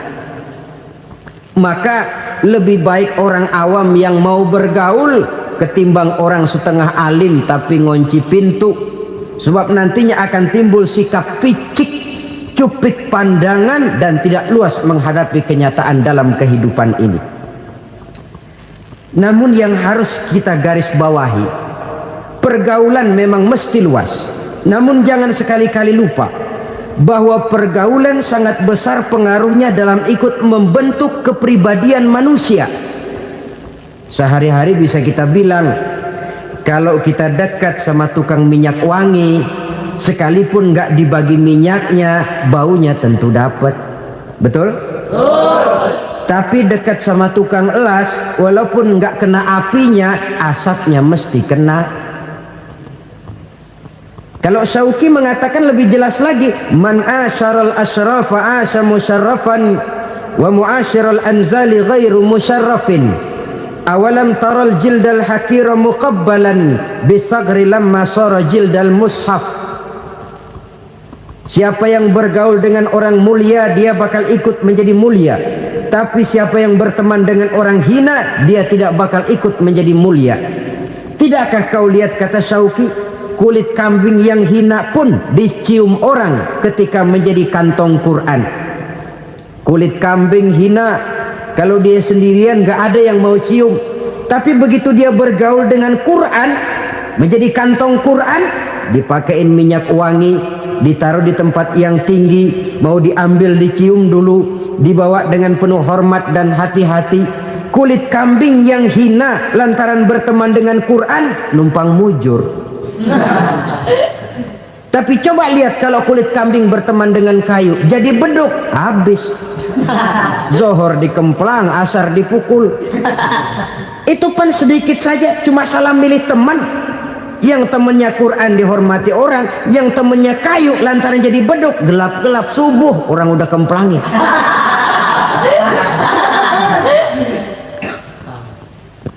Maka terutama kepada adik-adik remaja yang masih mencari identitas diri, yang ibarat kaset masih kaset kosong, mudah diisi oleh apapun, pandai-pandailah memilih teman dalam bergaul. Karena banyak orang yang tadinya baik-baik, ketika terseret dalam pergaulan dengan orang yang tidak baik, kebaikannya menjadi lentur dan luntur. Tapi berapa banyak bajingan-bajingan tengik, orang-orang yang berlumur noda dan dosa, tiap hari melakukan maksiat, namun bergaul dengan orang yang baik-baik, pada akhirnya sedikit demi sedikit beringsut dan berangsur dia terbiasa mengikuti kebaikan-kebaikan. Saya tekankan ini kepada remaja karena mereka masih mencari identitas diri. Apa yang mereka lihat mereka mau, apa yang mereka dengar mereka ingin tahu. Coba lihat kehidupan remaja. Pulang nonton film Rambo, pengen jadi Rambo, gagah, maunya belekai melulu. Pulang nonton film Superman, pengen bisa terbang. Pulang nonton India, nyanyi melulu. Wajar, mereka masih mencari identitas diri. Saya ini sebenarnya siapa? Lingkungan, pergaulan akan membentuk itu. Karena itu pandai-pandailah bergaul, karena ia sangat besar pengaruhnya dalam ikut membentuk kepribadian manusia. Apalagi sifat yang jelek lebih cepat menularnya ketimbang sifat yang baik. Sifat yang baik, watak yang soleh itu lambat sekali untuk menular. Tapi yang tidak baik, kan prosesnya mah kalau remaja biasanya mula-mula dengar. Karena dengar lalu pengen tahu. Karena pengen tahu lalu ngeliatin. Begitu ngeliatin kan pengen nyobain. Setelah nyobain ketagihan. Nah, ini prosesnya. Yang namanya ganja, morfin, narkotik, awalnya kan begitu. Mula-mula denger katanya kalau sudah fly to the sky, sudah melayang ke langit katanya, disitulah puncak kebahagiaan. Mulanya cuma denger. Karena denger pengen tahu. Karena pengen tahu lalu ngeliat, kumpul sama orang yang suka ngeganja. Setelah ngeliat, nah pengen ngerasain. Begitu ngerasain enak juga, ketagihan. Kalau sudah ketagihan jadi penyakit kronis, bisa merembet kepada yang lain. Iya, kalau orang tuanya mampu untuk beli morfin, beli ganja. Kalau tidak kan pikirannya ngayap, jemuran siapa ya gue sabet. Timbullah perbuatan-perbuatan negatif yang bermula dari salah pergaulan. Apalagi buat adik-adik remaja yang tinggal di kota-kota besar, yang pengaruh budaya, pengaruh kesenian, pengaruh struktur kehidupan yang nampak makin individualistis, di mana persaingan tajam, tensi ekonomi tinggi, orang mudah mengalami stres. Pandai-pandailah dalam bergaul, sekali lagi, karena ia sangat besar pengaruhnya dalam ikut membentuk kepribadian manusia. Orang bahagia punya kendaraan yang cepat, artinya punya pergaulan yang luas, dan lingkungan pergaulannya terdiri dari orang-orang yang soleh. Kemana dia pergi, ada teman. Kesulitannya, ada tempat dia cerita. Tapi kalau sudah menyendiri, hidup sendiri, kesulitan dipikiri sendiri, bisa mati belum waktunya. Tidak ada tempat berbagi rasa, tidak ada tempat bercerita, tidak ada tempat mengurangi beban dalam kehidupan. Pantas betul kalau Islam sangat menggalakkan dan menganjurkan orang kalau sudah sampai waktunya itu untuk melangsungkan nikah. Kata Nabi, ya ma'syaras syabab man istata'a minkumul ba'at falyatazawwaj. Hai para pemuda, kalau sudah mampu memberi nafkah, kawinlah, nikahlah kamu. Kenapa? Sudah ada teman hidup, tempat berbagi rasa. Kesulitan kalau ada tempat cerita akan lebih ringan ketimbang kita telan sendiri, walaupun bobot kesulitannya sama beratnya. Saudara-saudara kaum muslimin rahimakumullah, inilah ciri yang kedua, punya kendaraan biar cepat asal lancar. Kemana kita mau pergi gampang. Dengan kata lain, setelah hati yang luas, pergaulan yang luas. Dua. Yang ketiga sekarang, tanda orang bahagia itu menurut Nabi, misbahun mudhi'un, punya lampu yang terang. Oh, itu enggak problem. Sekarang sudah zamannya listrik masuk desa, Pak. Lampu sudah terang semua. Betul, kalau itu yang dimaksud. Tapi tidak cuma itu. Karena lampu yang dimaksud di sini, lampu yang akan menerangi seluruh perjalanan hidup. Dan perjalanan hidup itu sudah dimulai sejak kita terlahir ke alam ini, sampai masuk ke alam barzah, kumpul di padang mahsyar, sampai ke akhirat. Lampu yang menerangi itu yang diperlukan. Kalau lampu, katakanlah yang paling top sekarang kan lampu jenis Mercury. Taruhlah itu di rumah kita, dia cuma menerangi rumah kita, menerangi hati pun tidak sanggup. Bila kita masuk ke alam barzah, alam kubur, sanggupkah si Mercury yang begitu terang menerangi alam barzah kita? Tidak sanggup lagi. Sanggupkah lampu yang ratusan watt, bahkan puluhan ribu watt menerangi kehidupan di padang mahsyar? Tidak akan sanggup lagi. Kalau demikian, yang dimaksud lampu yang terang di sini apa? Tidak lain amal soleh, kebajikan yang kita lakukan dalam hidup. Itu yang akan jadi lampu penerang. Di dunia nama kita akan terang, jasad kita boleh hancur terkubur tanah, tapi nama kita akan dikenang orang. Begitulah kalau orang meninggalkan kebajikan dalam hidup seperti sekarang. Ribuan orang tiap saat berziarah ke kubur Imam Syafi'i, ke kubur Imam Malik, ke kubur Imam Ghazali, ke kubur orang yang baik-baik, orang yang soleh-soleh. Kebajikannya yang ditinggalkan, yang mengukir namanya dengan tinta emas, sehingga saudara sudah terbaring di alam kubur. Orang lewat, Allah, ini kuburannya Fulan bin Fulan, dulu ini kebaikannya Masya Allah, saya ikut merasakan. Mari kita mampir sebentar, kita Fatihah, mohon disampaikan Allah pahalanya kepada almarhum. Al-Fatihah. Itu kalau orang baik-baik. Lalu saudara tanya, Pak, orang mati dikirimin Fatihah apa nyampe pahalanya? Saya jawab, kalau saudara nggak percaya, mati dulu dah. Nanti saya Fatihain, tungguin di sana. Umpama nggak sampai, balik lagi kemari. Sekarang ini kan maunya otak-otakan saja. Kalau nggak masuk otak, nggak percaya. Padahal alam gaib itu nggak bisa diotak-otakin.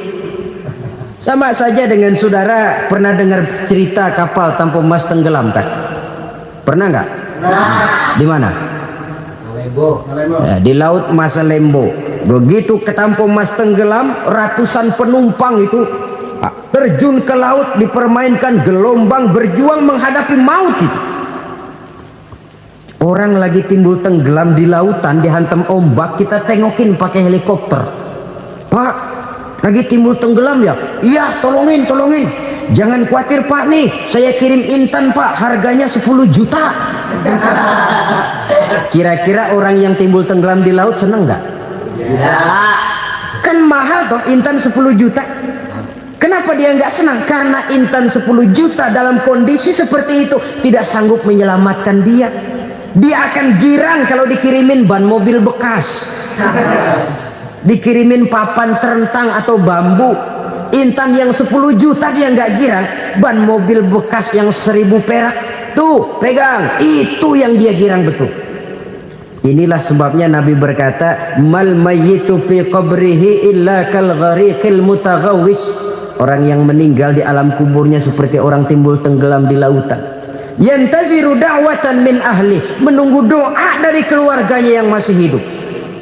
Duh, bapak saya sudah meninggal, saya sayang benar sama dia.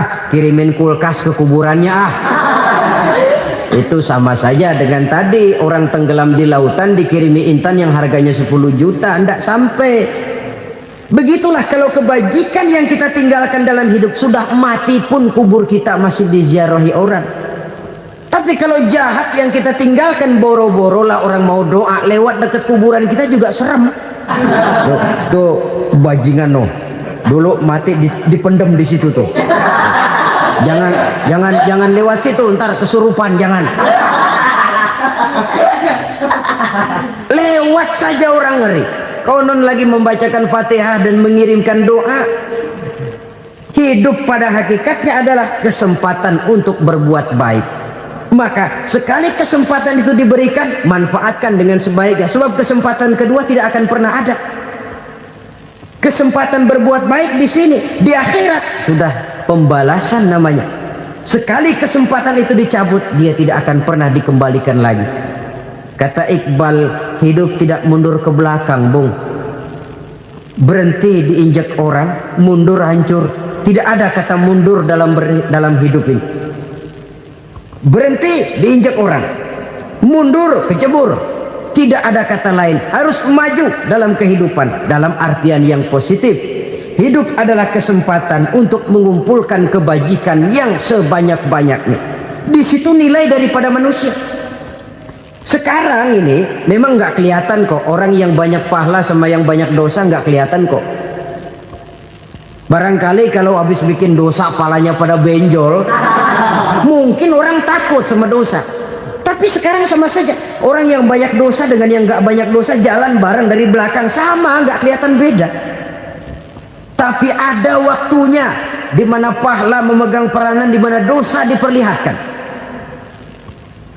Sama saja kalau kita bawa mobil siang, lampu kan nggak begitu berfungsi. Apa lalu bilang, alah ini lampu berat-beratin, copot-copotin aja dah. Tidak perlu begitu. Kenapa? Pada suatu saat malam senja akan datang. Bila matahari terbenam, senja pun datang, gelap mulai merayap, disitulah baru terasa perlunya lampu. Pahala begitu. Sekarang orang yang nggak ada pahalanya nggak kelihatan dalam kehidupan. Tapi pada suatu saat senja kehidupan akan datang. Ajal merenggut nyawa, malam merayap, dan hidup mulai diliputi kegelapan di alam barzah. Dikala itu kalau nggak punya lampu, alangkah malangnya kita. Sebab amal yang baik, kata Nabi, di alam barzah itu akan diciptakan menjadi perempuan yang cantik menemani kita. Amal yang jahat akan menjadi orang yang paling jelek nemenin kita. Sudah di tempat gelap yang nemenin jelek.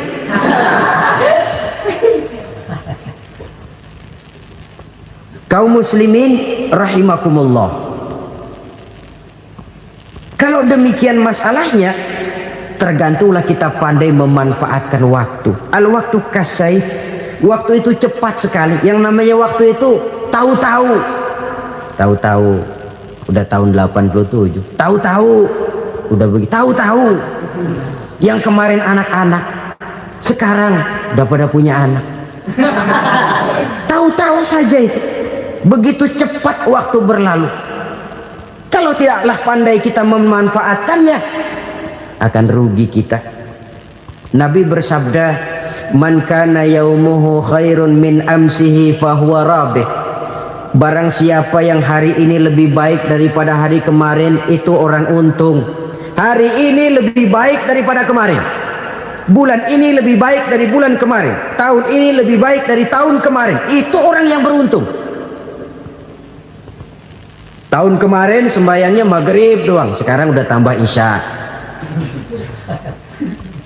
Tahun kemarin cuman Idul Fitri aja ngancem bener, sekarang udah tambah Jumat, lalu tambah lagi maghrib, tambah lagi isya, dan selanjutnya. Hari ini lebih baik daripada kemarin, itu orang yang beruntung. Wa man kana yaumuhu mislu amsihi fahuwa khasir. Lalu barang siapa yang hari ini sama saja dengan hari kemarin, itu orang rugi. Hari ini sama dengan kemarin, rugi itu. Bulan ini begitu, bulan kemarin begitu, tahun ini begitu, tahun lalu juga begitu.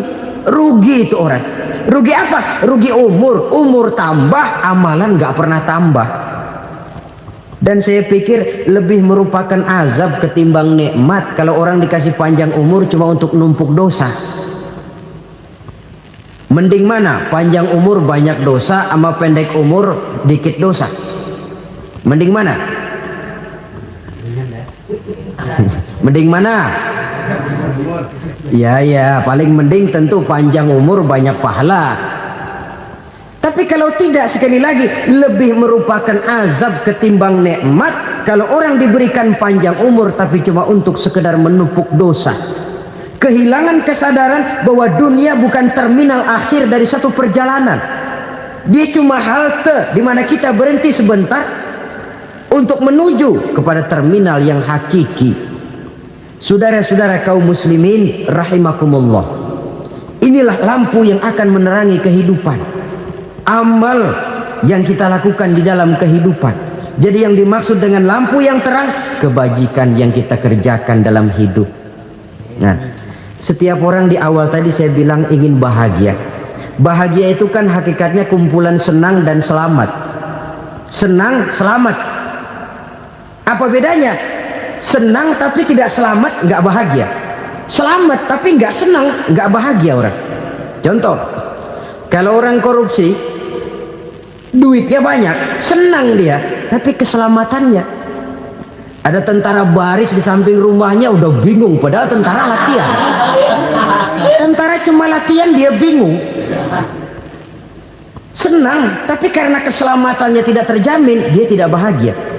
Sebaliknya pegawai negeri jujur benar, cuma segaji-gajinya, selamat nggak korupsi, tapi melarat, ya nggak bahagia juga, kurang senang. Kesenangan dan keselamatan untuk dunia saja, ya sekali lagi, kalau cuma sekedar untuk dunia saja, bisa dibeli pakai uang. Bisa dibeli pakai uang. Saudara ingin selamat, bisa dibeli pakai uang. Saudara ingin senang, bisa dibeli dengan uang. Tapi setelah mati, masuk ke alam barzah, habis kekuasaan uang. Nggak bisa lagi beli keselamatan pakai uang. Tidak mungkin lagi membeli kesenangan dengan uang. Di situ pahala yang megang peranan. Makin banyak pahala, makin banyak saham untuk membeli kesenangan dan keselamatan, untuk memperoleh yang namanya bahagia. Dan jangan lupa loh, di alam barzah kita nggak sebentar, menunggu datangnya kiamat. Loh iya, kalau kita begitu dikuburin terus kiamat datang, untung. Tapi kalau masih harus 1000, 2000, puluhan ribu tahun yang akan datang, dalam satu penantian yang begitu lama, tanpa saham untuk memperoleh kebahagiaan, satu kemalangan yang tidak ada pernah putus-putusnya. Janganlah tergelincir oleh kebahagiaan sebentar yang menipu dengan mengorbankan kebahagiaan hakiki yang berjangka panjang. Apa artinya senyum sejenak kalau harus ditebus dengan tangis seumur hidup? Biarlah kita minum jamu, pahit memang, getir memang, tapi kan besok badan sehat. Daripada sekarang minum sirup, manis memang, enak memang, tapi bibir pada jontor besoknya. Sirawan, batuk, nggak karu-karuan. Banyak orang tertipu oleh kesenangan yang sebentar, Padahal laisa kullu ma yalma'u zahaban. Belum tentu semua yang berkilat itu emas. Belum tentu semua yang gemerlap itu intan. Karena itu marilah manfaatkan kesempatan yang diberikan Allah ini untuk mengumpulkan kebajikan yang sebanyak-banyaknya. Yang terakhir sekarang, yang keempat, tanda orang bahagia kata Nabi. Zaujatun salihah. Orang bahagia itu tanda yang keempat kata Nabi, punya istri biar cakep asal taat. Sudah surga itu sudah. Cakep taat. Istri kayak gitu, kalau belum mati jangan dikuburin dulu itu. Sudah cakep taat lagi. Tapi kadang-kadang enggak, udah jelek ngadat melulu. Apa yang mau dipilih? Sebab itu Quran mengatakan istri pakaian untuk suami, suami pakaian untuk istri. Kenapa suami istri diibaratkan pakaian? Alangkah tingginya gaya bahasa Quran ini. Suami istri teman hidup, hidup perjalanan panjang. Sejak kita dalam rahim sudah ada hidup kan di sini. Sampai ke alam dunia, masuk ke alam barzah, kumpul di padang mahsyar, sampai menuju akhirat, itu perjalanan hidup. Carilah istri atau suami teman hidup yang membawa manfaat tidak hanya kehidupan di dunia ini, sampai di alam barzah, sampai di padang mahsyar. Suaminya mungkin meninggal lebih dulu atau istrinya mungkin meninggal lebih dulu, tapi suami atau istri yang masih hidup berbuat kebajikan. Suami saya meninggal, ada hartanya, saya sedekahkan, niat pahala untuk almarhum suami saya. Ini teman hidup, tidak dibatasi dan tidak bisa dipisahkan oleh maut sekalipun. Zohirnya mungkin pisah, badannya mungkin pisah, tapi hatinya, jiwanya, kebersamaannya dalam menghadapi kehidupan. Karena itu saudara-saudara, bahasa Quran indah. Suami istri diibaratkan seperti pakaian. Apa fungsi pakaian? Pertama, pakaian jadi kebanggaan. Artinya suami harus menjadi kebanggaan istri, istri harus jadi kebanggaan suami. Yang kedua, pakaian itu kan fungsinya menutup aurat. Artinya sesama suami istri harus saling menjaga kekurangan masing-masing. Jangan malah sesama suami istri saling membongkar rahasia dan aibnya sendiri-sendiri. Istrinya diceritain jeleknya di mana-mana, atau suaminya dibongkar rahasianya di pasar umum. Itu sudah tidak lagi berfungsi sebagai pakaian. Kenapa semua ini diperlukan? Karena kita menyadari bangsa yang baik terdiri dari masyarakat yang baik. Masyarakat yang baik merupakan susunan dari warga yang baik. Warga yang baik adalah terdiri dari rumah tangga yang baik. Dan rumah tangga yang baik merupakan susunan dari pribadi yang baik. Dari situ langkah dimulai. Membangun satu bangsa yang baik diawali dengan membangun rumah tangga yang baik, dengan menciptakan pribadi-pribadi yang baik. Sehingga dari sini diharapkan berkembanglah nilai-nilai kebaikan. Orang akan bahagia mempunyai istri yang soleh. Kenapa? Tidak ada seorang suami bisa sukses jadi apapun dia, apapun profesinya. Dokterkah, kiaikah, mubalikkah, petanikah, pengusahakah, pejabat tinggikah, tidak ada seorang suami yang bisa sukses tanpa peran serta istrinya. Walaupun memang peranan itu tidak begitu kelihatan, tapi sangat menentukan. Karena itu, saudara hadirin yang saya hormati, Islam sangat menghargai kaum wanita, memberikan kedudukan yang tinggi sepanjang tidak mematikan kodrat kewanitaannya. Nah,